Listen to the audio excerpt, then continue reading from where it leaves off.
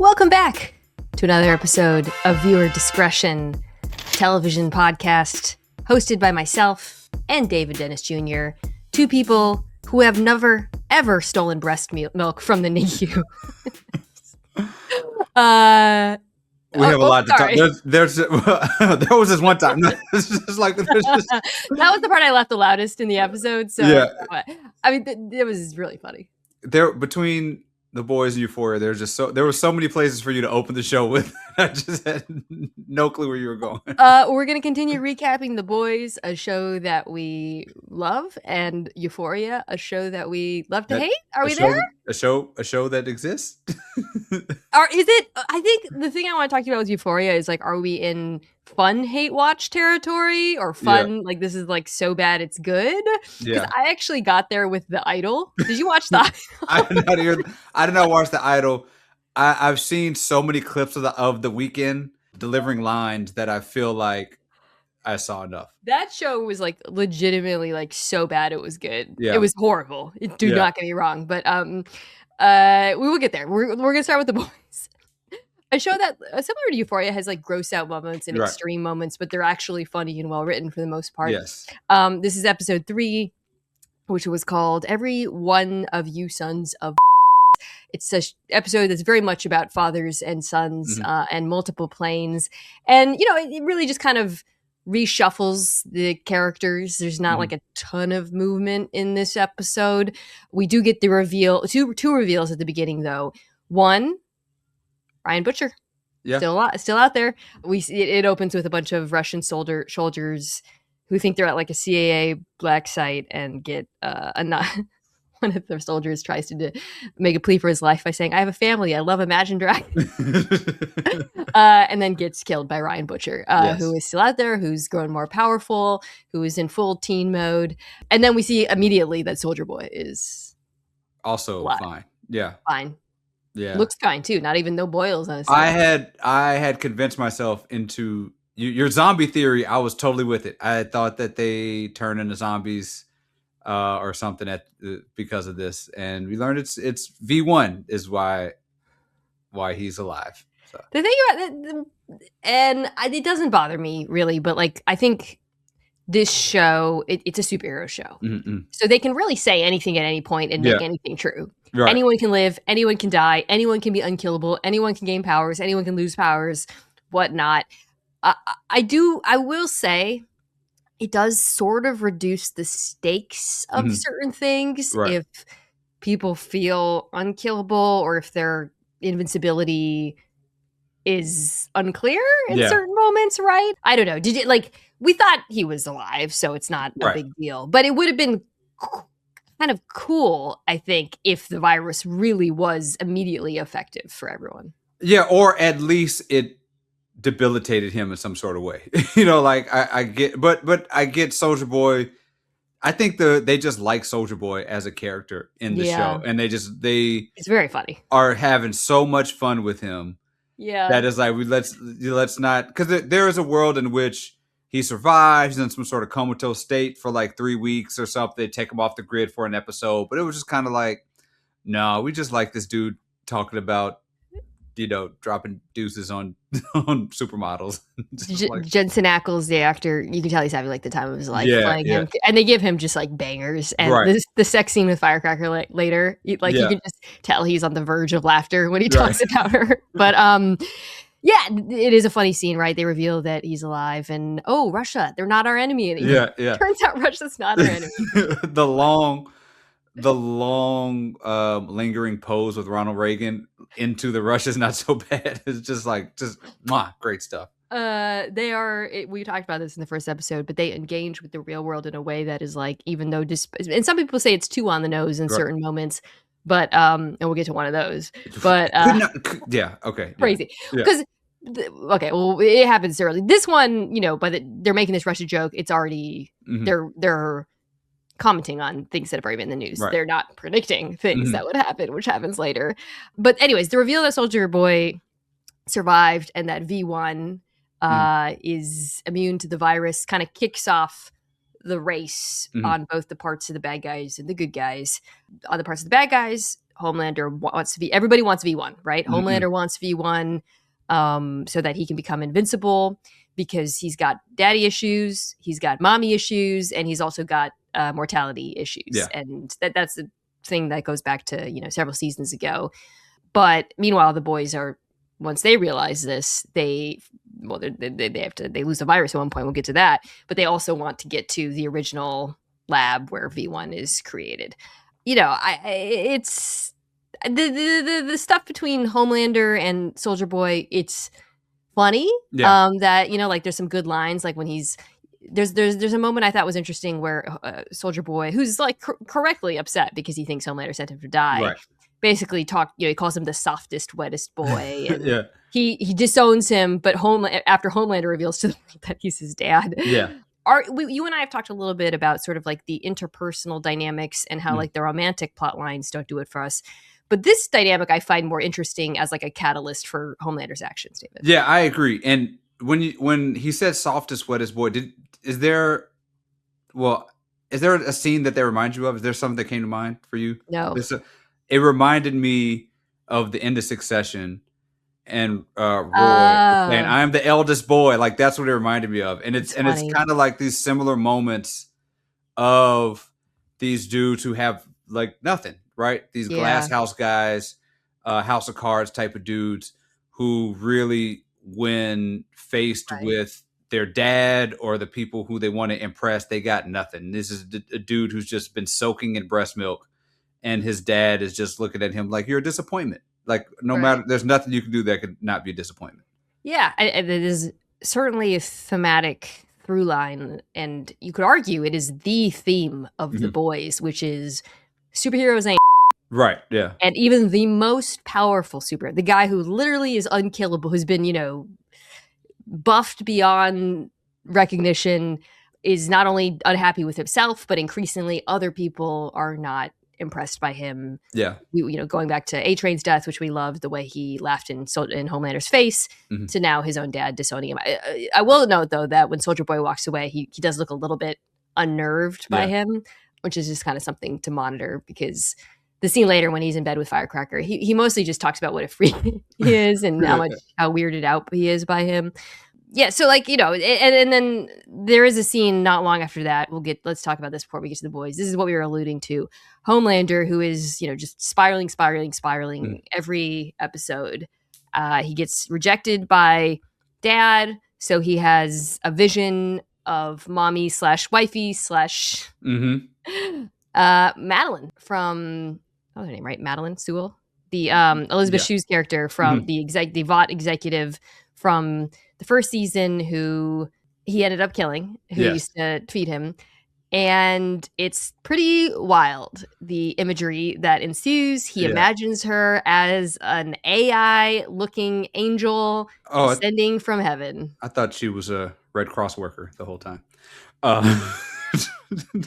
Maybe it was just a doctored image. Right. She tells him to get rid of the non-believers, and that's another thing, right? Theme of the season is like the conflation of like religion in people using religion to justify horrible actions. Let's just check in here. Like how did you feel about this scene, and how are you feeling right now about the Homelander spiraling plotline in general? First of all, it freaked me out to see something that has been ripped from the headlines before the headline even happened. Like, I wonder if the writers' room, when the image that came out this past weekend, saw that, I wonder, like, how do you react when you see that? How do you spend the next 3 days or however many days before your show comes out? You can't say anything. What's the group chat like? What's the boys' creative room Slack like to see that? That was the first thing that came to mind. Like, I was watching the gym and was like making noises as I was watching it. And then I'm really fascinated where they're going with religion in this season. Like, we have the mega church pastor, we have this literal come to Jesus moment where Homelander is talking some sort of religious, awakening thing that's happening. I'm so very curious where they're heading with religion in this season. Yeah, so far it's just only being presented as a tool Mhm. for violence and capitalism and things like that. I do wonder if we're gonna see, like, an alternate presentation of it, Yeah, right? yeah. Like, this doesn't have to be this 'cause, so, they lampooned, like, the mega church and Mhm. the political aspect of it, and so, so it's been a little bit simplistic thus far, Right, I right, think, yeah. but, yeah, I'm also interested in seeing it. We talked in the first episode, we were interested in seeing what they do with the Sister Sage character, who doesn't Mhm. really do much in this episode. That's another thing I'm interested in seeing Yeah, is, yeah. like, because also just, like, a thought I had, David, was, like, in a world with soups, Mhm. do people still believe in God? Yeah, yeah, it's interesting, right? It's like, what is your sort of especially when you have Amazons and like different, that's one of the things that comes into comic books a lot is like in the world where Thor is running around, or Wonder Woman, and you have them like and Greek gods and all that stuff. Like, where does actual religion come in? Or some people have played around with it of like, the depicts of Jesus. Maybe he was one of the first mutants, or maybe like there's these sort of creative adaptations of it, which I think sometimes when you have all this religion, it's leading to who's Jesus, right? Who's going to be Jesus in this season? We've already had Soldier Boy die and come back. So the question becomes like who's the person? Like, who is the sacrifice? Who's the big, Yeah. person who dies for sins or whatever? So I wonder if they're leading towards that being, because I don't think Homelander, this show is too smart to give Homelander a redemption arc. Like, there's no Yeah. thing where he's going to be like, a meteor's coming. He's like, I'll sacrifice myself. Like, that's just not going to happen. But there is a world in which maybe there's a conflation of a Jesus and Homelander sort of way that they go out or something.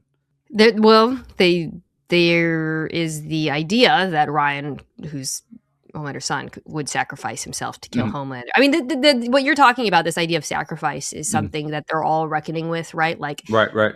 are we willing? Because the show is about there's the bad superpowers, but, like, on the boys, there are several superpowered people who we Mhm. love, and we don't want Kimiko to die. Yeah, We don't want Starlight and Huey to be separated. But the show is introducing the notion that maybe that's what it's going to take to right. get the world rid of the world of this scourge that is the truly violent superpowered people. I guess there is a sort of God, like all the when we're talking about parenting, it is sort of like God, like Jesus with all the dads and sons, right? Like these Yeah. sort of overpowering guys who are not present in their kids' lives. You just know about them through this mythology, right? From Soldier Boy and Homelander to Baby Butcher and Homelander themselves. Like, these are just dads who are kind of not around, but their power and their impact, and these sons who are kind of reckoning with it in a very sort of, if you want to go in a biblical route, that's there. Well, it becomes a very the idea of fathers and sons comes to the forefront with the Huey Mm-hmm. plotline in this episode. So as all that's going on with Homelander and Soldier Boy, the other alternate plot line is the boys Mm-hmm. at this point, all together pretty much, although Butcher's in the distance somewhere, meet up with Stan Edgar, our friend Mm-hmm. Stan Edgar, and Zoe, who's Newman's daughter, who similar to powers to Butcher, I would say, where like the Mm-hmm. snakes come out of her mouth. Yeah. In his bunker. This is a plot line on Gen V. Stan Edgar is a character in that show. He is obsessed with Marie Moreau, who they allude to. Mm-hmm. She is the main character of Gen V. For those who haven't watched, this isn't a spoiler. It's very clear from the beginning of the two season series. She is extremely powerful in a way that, like, some people think it's believed. I think Edgar believes she might be able to go toe to toe with Homelander. Mm-hmm. We'll see what happens on this season of The Boys if she gets. But she sets up the meeting between Stan Edgar and Starlight, etc. So they go into his bunker, and then the thing that happens immediately is the presence of translucent sun, Mm-hmm. Maverick, becomes obvious when Huey smells him. Yeah. He says it smells like Abercrombie got effed by 7-Eleven while Harvey sat in the corner and watched. You just know, like, sometimes when they get these lines off, that someone they're really happy about it. So happy about it. And everyone's like, oh God, because they all know that Huey and Frenchie killed Translucent, who was an original member of the Seven. But Maverick doesn't know. He thinks that it was Homelander. And as a result, classic Huey gets way over involved with him out of guilt and righteousness. And just trying to do the right thing. Did you like what were your thoughts on this sort of Homelander Maverick, or not Homelander, translucent / Maverick? Huey talks about his dad and Yeah. how he had to kill him because, for folks who have forgotten, Huey's dad, Simon Pegg, became super dangerous and whatever. What did you think about this Huey B plot? I thought it was funny when Huey ran into when Maverick popped up and Huey was trying to pretend it was Homelander. Like that was sort of like legitimate funny line delivery from Huey. It was it was a funny scene. Like that scene sort of reminded you that part of this is a bunch of kind of idiots, like trying to figure out how to do this. So that was pretty funny. It was standard Huey, like you said, too involved. Like one to make things right, not built for just lying to a dude and saying and not saying he killed her dad, and it just gets hijinks ensue. So yeah, I think Huey is sort of the Lucy of as we talked about of the show, where like there's a fine line between him being the heart of the show and him being like kind of an annoying character at times, and he does cross it every now and then. Huey's probably exclusively annoying to me. I don't. Yeah, he's not really the heart. I think Annie's would be more of the, because she's actually kind of like changed a little bit. But I don't. And I think somebody like A-Train was for a little bit in different spurts. Yeah. I just think he was just kind of. Well, like Mother's Milk is also like Mother's Milk is good. Is a part. He is like, what if the human was really good? And and I think he's kind of sort of surpassed. Because he has stakes. Like he's got family, he's got all this stuff. He's got useful. Useful. Yeah, like he was just kind of like almost like a sidekick who gets a lot of camera time and is not like I'm always ready for him to mess something up. I always feel like he also is going to force Annie to do something stupid. Yes. Because of their, like we're supposed to be invested in the idea that he's kind of like keeping her humanity. You know what I mean? But their scenes are just, they're not my favorite. Yeah. All right. So meanwhile, in the bunker, because everybody can, well, I guess superheroes can get anywhere very quickly. So Maverick doesn't know that Huey killed his dad. Zoe, up to this point, does not know that Butcher killed her mom. Or no, I'm so sorry. Zoe knows. Her dad doesn't know. I'm sorry. Doesn't know. Yeah, dad doesn't know. Okay. So she does know. She wants to kill Butcher. She texts Ryan. You remember that they had an interaction. They met at, I think the hotel was that the first time? Anyways, they're about the same age, both very powerful youths. He clearly has like a little bit of a crush on her. Last scene, killing Russian soldiers, shows up, and she tells him, she wants to kill Butcher. He doesn't want to do it. I think Ryan, like at this point, we don't know whose side he's on, what his motivations are. Butcher then shows up. Everybody's converging. And he basically tells Ryan, like, we both want to kill the same guy. He raped your mom. Yeah. They go to a bar and talk. He tells him that the plan is for him to kill the virus at Homelander and sacrifice himself. Okay, I just want to pause there. We just saw them lock in some people with the virus, some superheroes, and like had masks. I don't understand why they can't come up with a similar plan. Similar masked up plan. I don't know, just like trap him. I guess he's so powerful, maybe it would be harder, but like, does it really require sacrifice? Yeah, I mean, I guess, maybe the potency of it would mean that it, even if they had a mask, if it touched your skin, I don't know. Like, I just think that they were probably just assuming chances are maybe they'll have a gas mask or something. I'm assuming they would think chances are it would be hard enough to, like, if you can sedate Homelander enough to just give him something where you got a mask on, they probably could just kill him. So they probably just I'm assuming that they just think that they would just all have to just drop the meds when they're in the same room, or drop the virus when they're in the same room, I guess.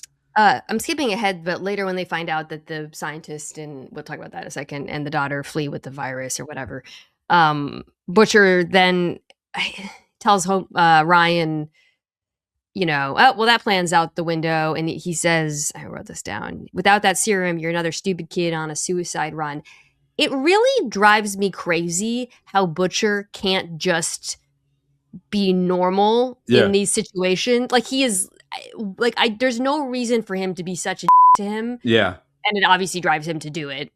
I Yeah. don't know. Sometimes I find, like, I understand that Butcher is like a terrible person and he can't resist being a jerk to people, but I do feel like sometimes it makes the character act incredibly logically, and this was one of those moments where I was just annoyed. Yeah, because they were in the bar, and Ryan says, "Well, what happens to me with the virus?" And Butcher was honest with him, and at that point, I was like, "Oh, okay, we're having a moment here." And then, of course, I think that's part of what Butcher does, right? You get this moment of honesty, you get this moment of abuse. Get the, I guess that is very true of what abusive parents kind of do. But I thought we were leaning towards something. But even they have a drink, and he just kind of is mean in spite of himself. Like where probably being nice to this kid would have probably helped you guys out in the long run without having to be mean. He's just like weirdly rude to everybody in a way that makes people not help him. And this has been his thing throughout the show. Right. There's no strategy. Like, this goes against strategy. Just for no reason. Sure. All right. So, like if you had not killed, what's her name? Like the scientist. Newman. Yeah. Like he didn't have to kill her. Have to kill her. Like she was on your side and now you don't have a virus because you killed her. He's an idiot. I don't know. He just bothers me sometimes, his decision making, and I struggle with bad decision. All right, so everything converges on the bunker. He's like the Porsche of the boys. Porsche. Shout out to the traders. So Stan, Edgar, the boys are in the bunker. Or not the boys, pardon me. Yeah, the boys, and then the Deep, Noir, Cindy, and Dognot, who's the bounty hunter, are in the Deep's Cybertruck as Limp Bizkit plays, headed to the bunker. Yeah. It's crazy how Cybertrucks have just become such easy visual shorthand for D-Bag. Yeah. As we have another Cybertruck appearing in Euphoria that Nate Jacobs now drives. Like, it's now it's just like, hey, everything we need to tell you about this character, put him in a Cybertruck. Yeah. Do you feel like Limp Bizkit deserved it though? I feel like Limp Bizkit feel like they probably wanted Kid Rock. Don't you think they probably wanted? I saw Fred Durst had a good take somewhere recently. Yeah, like I feel like want to walk back some of the Limp Bizkit. Limp Bizkit's like overall kind of harmless, unless there's something. I'm sure the internet will show us like something if they. No, I think I saw something the other day that made me think like, oh, okay. Yeah. I kind of grouped up with this like turn of the century trash stuff. And I feel like it was fine for what it was. I don't have any problem with Limp Bizkit. They get mixed up with the Kid Rock crowd, and I think it's not fair. There are worse things or worse motivations for behavior than doing it for the nookie. I think we can all agree now. Simpler times. Did it all for the nookie. Nookie, pardon me. It's fine. Yeah. Frenchie says the Cybertruck is the entourage of cars, which didn't feel like something Frenchie would actually say to me. Yeah. And we get another Frenchie Kamiko side plot where babies just not having it. Family planning. He can travel. He can DJ in Berlin. We did laugh at that. She wants kids. All right. As this is all going on, Zoe finds her dad and thus learns that her mom was killed by a butcher unnecessarily. Frenchie, there's another scene Frenchie and Kamiko show up, and Frenchie points a gun at he's like, "You're not going anywhere," and I'm like, pause. Not gonna work. We just saw this girl like destroy a bunch of dudes at once with her stake. Yeah. Like, your gun. Kamiko's like, no. I was like, yeah, no, because she's gonna slice his head off. I don't know. She already what did she do? Slice Kamiko in half? Like, she basically murdered her a season ago. I think this cuts to I think one of the things sometimes that the show does struggle with, which is having these humans be on an equal playing field to Stoops. Yeah. Like sometimes this is a problem often with Mother's Milk when he's like fighting guys and it's like, all right. Yeah. Or Frenchie or Butcher until they made him a soup to solve that problem. Like, you're not, they have guns. Okay. Yeah. Yeah. Right. With this show, I was thinking about this. We were talking about Homelander being powered up because everybody in the Justice League had a weakness, right? Martian Manhunter had fire. Green Lantern, I think it was the color yellow, oddly enough. Superman has a kryptonite. Like, I wonder how the show would be if Homelander and some of these other people had like kryptonite that the Yeah. boys could utilize at a Well, given time. that's kind of the premise of Right. the virus, except for it's much more fraught than that, Right. right? Yeah. Because the virus, it's not only, hard to get and they lose it and whatnot, but it would kill half the heroes too. Yeah.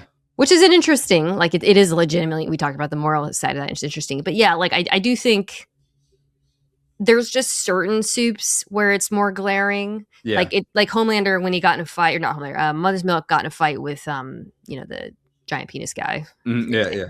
And then like that guy's power isn't that great, Right, so it was right. believable he could win that fight. And I think that is one of the cool things about this show is the superpowers are so wide ranging Yeah. in their like power. Yeah. And this is a big plot line on Gen V as well. They're legitimately are just like a lot of soups with really dumb, silly powers.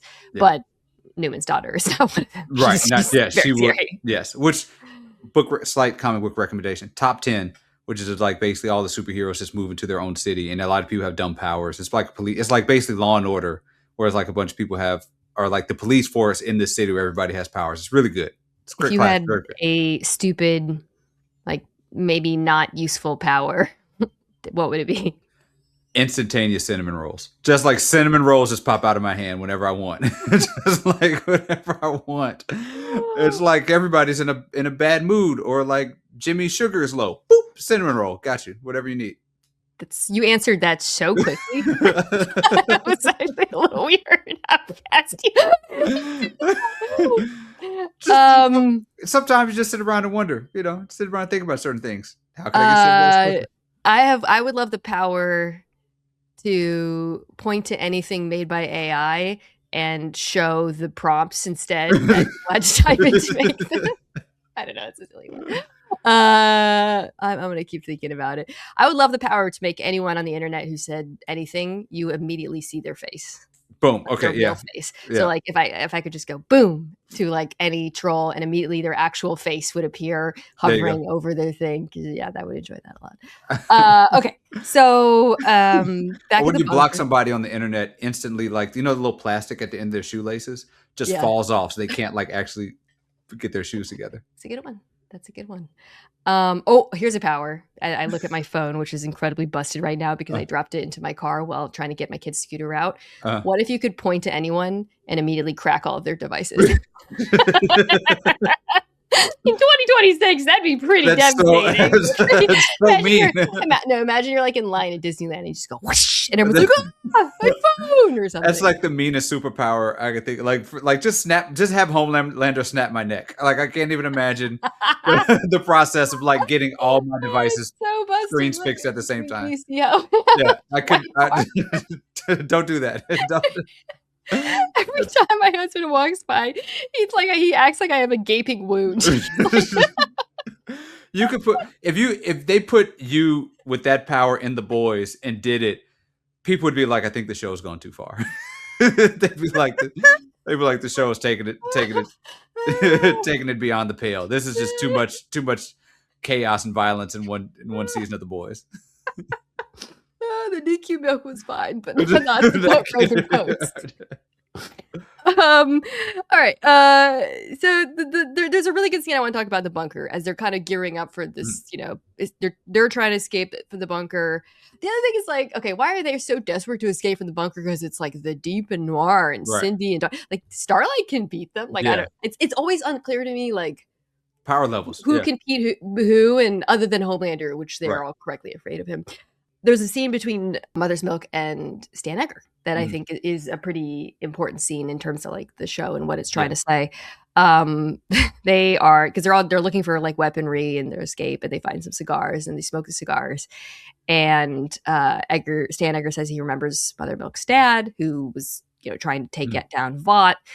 And Stan Edgar says to Mother's Milk, this is all pretty futile because when superheroes go out of fashion, something else is going to take their place because corporations have to grow and money must be made. And Mother's Milk is like, oh, you want to run Vought again, don't you? And he says, we all have a part to play. And Mother's Milk says, my part is going to be killing you then. What did you think of this interaction, though? And also Stan Edgar saying that, because I thought that was pretty interesting.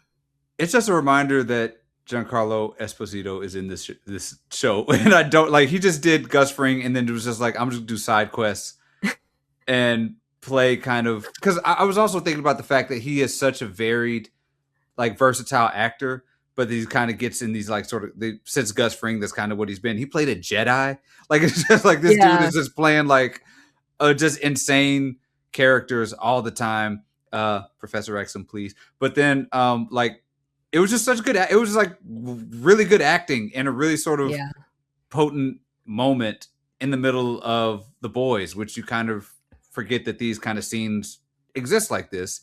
And I thought it was a really sort of chillingly relevant thing of like, you're going to get rid of this one thing and the next one's going to be right behind you and it's going to be worse. Like, there's this feeling, even now, of like, we just got to get through these next like little bit of time and everything will be fine. It's like, it don't work like that. Like, the next thing will be there also.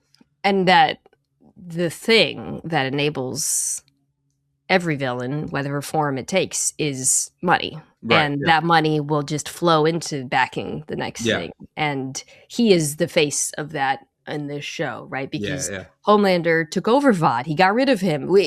Stan Edgar was like the big bad, and then he was eliminated. And then there was this kind of belief that Homelander was the big, and Homelander obviously is who they want to kill. But him saying, "Great, then I'm going to make the next thing after," was like, it was chilling, and it was, I think, what makes this more than just a superhero show is being able to express ideas like that and have them feel so current and such a good scene. It's my favorite scene, sort of like so far. Yeah, like you said, Giancarlo, anytime you let him cook, it's great. He's so good. Yeah. What if he played like a comedic role? Do the right thing. He was like hilarious and do the right thing. And that's why it's so crazy to see him now, because like School Days, Do the Right Thing. I saw something, he was in something I was watching and I squealed, because he's like one of those great, like, shows up in something from like the early 90s and you're just like, oh my God, you weren't always only victim or villains. Yeah. He killed Malcolm X in Malcolm X. It's crazy. It's always weird when you open pictures and the first things that come out are pictures of him smiling. You're like, what the hell is this? What was the movie? I just watched something old with him. And anyways, he's great. That's why it's like, I kind of want to see what, and this is sort of like on the tangent, but I kind of want to see what like Giancarlo Esposito at like doing some of those sort of wacky roles would look like now. Like the same stuff from the Spike Lee movies, the 80s and 90s. He's kind of doing the Gus Fring stuff. And it's great and it's incredible. I just would like wonder what it would be like to let him cook in all the other ways that he cooks. He's still alive. He's been gassed. Well, so everything happens. Everyone starts fighting, which is kind of a common structure. I realized with Boys episodes is like everything kind of builds towards some sort of confrontation. There's multiple confrontations on multiple fronts. They try to escape, but their plans are thwarted by Maverick when he confronts the Deep, figuring out that Huey was the one who killed his dad. He almost kills Huey, but then Cindy shows up and accidentally kills Maverick. I think accidentally. Very confusing what happened there. I thought she was turning sides or something, and and then Starlight snaps her neck. We don't really see Starlight use her power a lot, or like strength, but she has also, speaking of power, seems to like have grown more powerful, which is believable, right? Because when we first see her in season 1, she's still learning her actual powers, and they seem kind of lame. But and then she at the end leaves Huey because for the 1 millionth time, she doesn't want to be around him because he's not safe. I was 10 second skip button. I was like, I don't need this at all. Like the two of them. Their scenes are like the challenges on the traders when I'm it's like the food challenge on like one of those things. Like, I don't want to see you eat food and throw up at the thing. Get out of here. They start making out. I open my phone. I'm instantly hit with a blazing bar of light. That I remember. My phone. Okay, so the scientist, his daughter escaped. We already talked about that scene.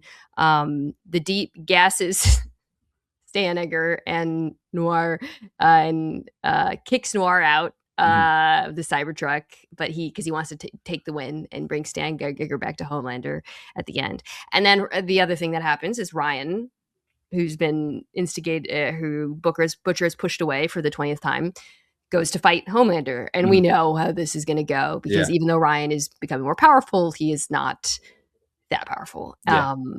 The scene has him confronting Homelander for raping his mom, which he's never done.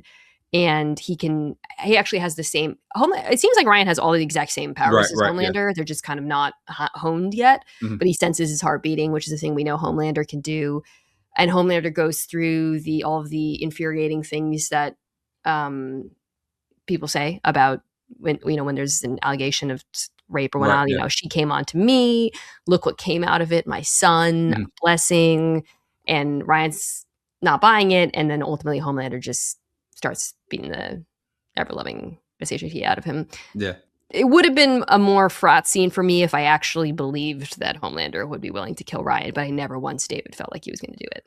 Did not. This is straight out of Invincible. First, no spoilers because I know you haven't seen it, but there is a similar scene in Invincible, which and so it was really kind of cool to see. It was almost like a live action version of something that happens there, which we'll leave a comment. We'll get me in the comments to watch Invincible. She's going to do it. But yeah, so that was kind of what was, and the close-ups of the actual violence was tough to watch a little bit. It was a different type of grisly violence. Yes, on the voice. It wasn't like cartoonish. It was. Yeah, that's a great point. Yeah, it was really grisly, and it sort of just shows. It's a reminder of how dark like Homelander can get. Like some of the violence is a little comedic and it can be scary sometimes, but this was a different type of violence. It kind of reminded me of the plane, the Back to the Plane, where it's like this is kind of uncomfortable to watch, and I think it sort of lends itself to what Homelander's going through. Yeah, no, it's a great point about the violence, and it was harder to watch than most. Not even because he was the son, but just watching a dude punch a dude close to death is a lot more realistic than most of the things you'll see on The Voice. So, the tables are set for everyone continuing to try to find V1. We know it's probably at this Fort Harmony place. There's a whole plot where they dig through the old files of Vought's files and figure that out. They're not redacted. So they're not redacted. So the boys are headed there. Stan Edgar just got taken to Homelander, and it ends with Butcher finding Ryan's body. And so we'll see. Yeah. All right. Speaking of grisly, borderline unwatchable scenes, things that we maybe don't want to watch. Yeah. Euphoria is back. We used to have the greatest comment section on the internet until they told us that they wanted to hear our thoughts on Euphoria. People are watching. So you and I have both watched all of Euphoria. Yes. I think that's where I want to start this, or we're not going to talk for that long, guys, which is, why does this feel like such a different show now, other than the obvious thing, which is that they're not all in high school anymore? Yeah. But this just, I think this season is having a really difficult time making a case for why it exists. Yeah. Yeah. It is. It is. I think it is just a show that exists because, one guy is making essentially a vanity project. That's what I kind of have thought of Euphoria as from the very beginning. And also, you can't not make a show when you have three of the biggest stars in Hollywood in it. That's kind of what it feels and like. Obviously a lot of people are watching it. So yeah. I mean, it's going to make a ton of money. It's going to have, it has prestige. It coming off of all these awards and all these things. And so, of course, you make a season 3 of it. You just expect it to be good, or like expect it to even be, like you said, remotely tangentially related to the first 2 seasons. I was thinking back to the first season and why I did like it, even though it was still fraught, and it definitely makes you, like, I'm sure if I had teen kids, I don't know if I would still watch it. Yeah. But the first season did have very clear stakes, which was you had this powerhouse performance from Zaydat, who was like truly, really great those first couple seasons, and the stakes of that show were like, is she going to live a normal life? This is she's coming out of rehab. Is she going to relapse?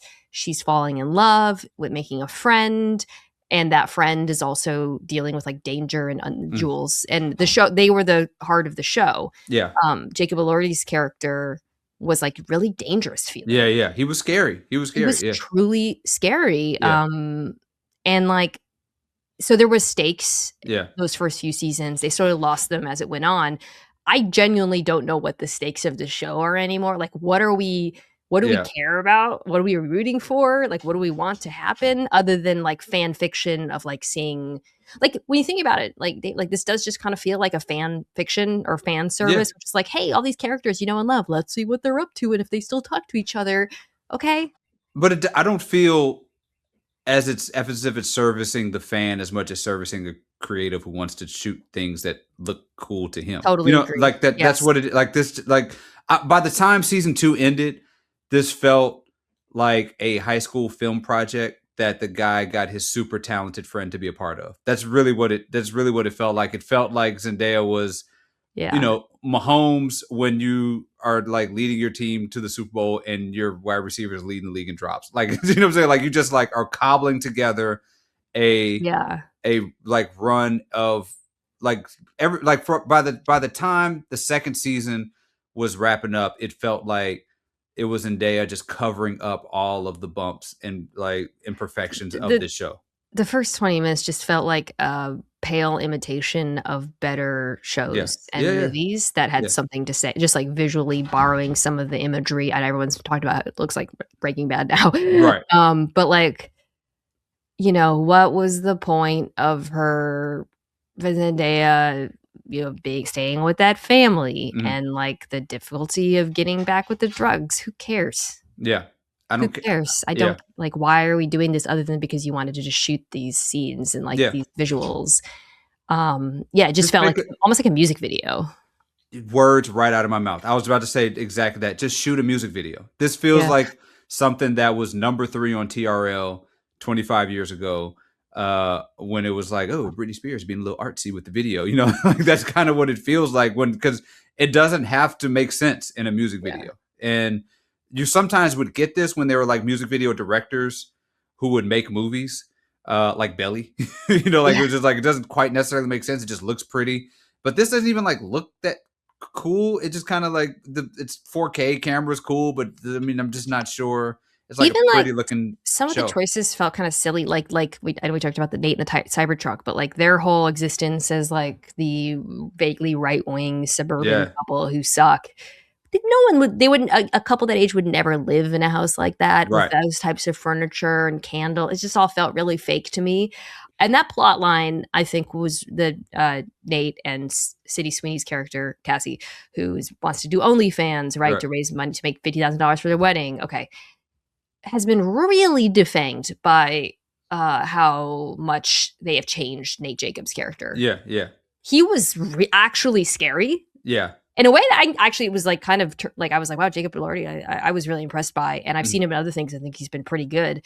Now he's like goofy. I don't understand. Yeah. Like, he's easily convinced by her to let her do that. Well, who is this guy? part of it, the part of the thing that made it so unbelievable to me is that one of the things about Euphoria season 1 was it was this idea that these high school kids were doing things on this cutting edge that the rest of us didn't know anything Yeah. about, right? Like they were doing these kind of drugs we didn't know about, and like they were engaged in types of sex, and they were doing things that we just as older people, like the next generation, were kind of like, whoa, I didn't know kids were doing this. And now fast forward 5 years or whatever, and they're like, have you heard of this thing called OnlyFans? Like this is a wild thing. And it's kind of like, well, it they feels, were, yeah, it's like now, when did you become like 35-year-old? Like, I think it's a different thing. It's like something like if the people in Weeds, remember, like if Weeds were like OnlyFans, they'd be like, whoa, this, you know, family thing it's crazy. But these are kids who 4 years ago, whatever, were doing, like they were already doing there was like the sex chat rooms. yes, There was like the cam girl plot line, right, cam girl stuff. And so to yeah. now be like, whoa, OnlyFans, that just feels like a That's a thing great that point. would not have radicalized anybody. Because even there's one scene where she's like, she's a sugar baby. Do you know what a sugar baby is? It's like, of course Yeah. they would. Like, of course they would. That's such a good point. I think, you know, we talked about how Nate doesn't feel dangerous, but the show doesn't feel dangerous. Doesn't feel And I like they're think doing that anything was new. what was so compelling about season 1 was like Yeah. watching these teenagers and feeling like, oh my God, this might be Right. happening. It felt Yeah. real. It felt dangerous. It was shot in an interesting way. And now it does feel like very paint by the numbers Yeah. stuff, like formulaic plot lines and issues that are not current or new, or there's not like, it doesn't really feel like it has anything to say. at all. Yeah, and a lot of stuff feels just like, yeah, the characters have, I mentioned Nate's character feeling like, frick is going on with Zendaya's character? First of all, like the whole thing about her like being interested in religion felt fake. It didn't feel Yeah, true to the character. It didn't feel like she was actually engaging with it. And then all the scene where she's with the strip club owner yeah, who shoots to get out, not Alamo, but something close to that. She's like, like right, what? yeah, yeah, Who is this? yeah, She's like a horn dog now? yeah. Who like what? Like Think of the parties they used to go to, and now it's like I can't control myself in a strip club. Ooh, like this is what I. This has been my dream to run a strip club. Look at how cutting edge we are. We're in strip clubs now. Like this feels like mom and dad wrote Euphoria, instead of Euphoria. Like this feels like it's been filtered through yeah. I don't know, like Gen X ideas of what season 1 of Euphoria was, as opposed to what actual Euphoria used to be about. It's a really great point. Yeah, I think it just felt corny. Yeah. I'm trying to think if there's any. Did you like any of the? So we see Lexi, who's working in Hollywood and is kind of annoying Mm. still. She was always kind of a little bit annoying, but is moderately successful. We see Maddie is in Mm. manager and probably had the most like believable. Like Right. she's probably those two at least still seem like the same characters Yeah. from the Yeah. first few Yeah. seasons. We don't see Jules. We just hear about her being a sugar baby. Mm. And then we're told that Fez is in prison. We know that the actor passed away. Yeah. It's very. I also kind of thought it was. I don't know. Like sometimes on shows like this, you kind of do like Black Panther. You kind of do like an on-screen sort of tribute Yeah.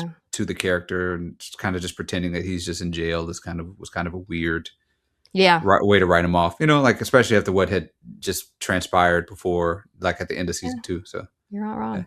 But did anything capture your did you any of these plot lines draw you in? No, because it's I kind of didn't actually expect the plot lines to draw me in. I was expecting to be thoroughly entertained again by Zendaya carrying the show, and she's not even really given that much good stuff to work with. If you had to rank the actors, like who's trying? Yeah, I don't. Yeah, Because Jacob Elordi ain't trying. they're mailing it in. Everybody's mailing it in. Sydney Sweeney is like hawking her own lingerie line and like wearing Yeah, it. yeah. It's also just like you have whatever you think about Sydney Sweeney, you have 3 megastars in this show, and it feels like they're all being underutilized or like utilized in the wrong way. Like if this were not in Euphoria, and you said we have Zendaya, Alori, Sydney Sweeney in a show together, you are going to swing for the fences and make something that is going to be at least compelling in some sort of way. But it kind of feels like you're wasting an all-star team. Like you have a super team that's on their last legs and everybody's just ready to go play for somebody else. Damn. I don't know if I can add anything on that. You killed it. You killed the show. Whoosh. I mean, what did you like? What did you like of the show? Now I'm looking at like my notes and trying to think if there's anything that I found interesting or good. It's like scratching on my door. Jeez. I mean, I did like. I mean, I like the fact that like they are so funny. I saw like a Threads, of course, it was Threads comment about people being like. There was a mention when Sydney Cassie says, "I don't want to get a wedding," and people are like, oh, like the comment I saw was, that's racist, and it's like, yeah, the show the show is making them, it's a show, it's not a reality show, people. I still like Coleman Domingo. Oh yeah, absolutely. That was probably my favorite scene when they actually sat down, even though because that was a scene too where she was goofier. Yeah. So they had that whole special where it was the two of them sitting. Coleman Domingo was her what do you call it? It's not a mentor, her sober. Yeah, like accountability. Accountability part or whatever. And they had that whole Christmas special was just like the two of them sponsored talking. Yeah. And honestly, that he at the time wasn't as big as he is now. But I remember I think this show was, I wouldn't know if I'd call it his breakout, but it was definitely when he started appearing on the show, it was like, whoa, who the hell is this guy? He is unbelievably charismatic and magnetic. And they have a little moment at the diner in the premiere where it becomes obvious that she's actually no longer, improved in some ways. And they're talking about, this is where they talk about religion, and she talks about how she likes girls.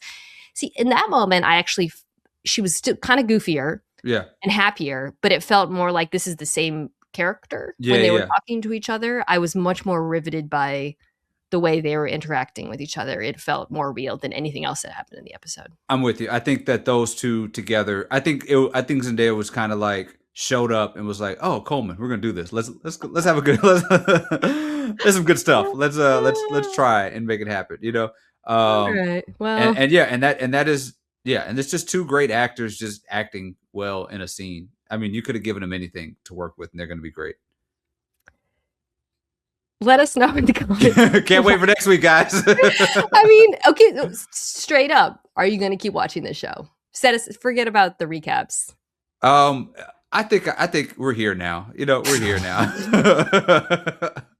We're here now. I will say that there are multiple times when I was watching, I was like, I could be watching Temptation Island right now. Well, it is my workout show, so okay, yeah. God knows I can't get my husband to watch this one. Yo, and honestly, credit to him. Yeah, shout out to him. He knows better. He said, "I've been through enough." Watch it on my cracked phone while he judges me from across the room. All right. Well, I don't know if that will suffice as a recap, but we did recap it. So that's all you're getting, guys. This is all you're getting. You're getting about as much. Maybe they'll get better. Maybe they're getting the same effort that Jacob Elordi is given. I feel like he was filming this on the way to film something else. Like I feel like and then he was spending 2 hours getting into his Frankenstein costume and then like a thespian. Right. He's like, I got some other thing to do. I'll be like 10 minutes late to Frankenstein. I'll catch you guys in a little bit.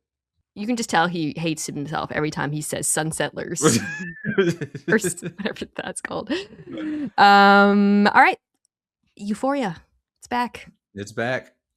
Not the best. But The Boys continues to keep our interest, so we will be talking about that next week. Good season. Excited to see where it goes. Thank you, as always, to Charlie Kravitz and Brian Madison. We'll see you guys next week.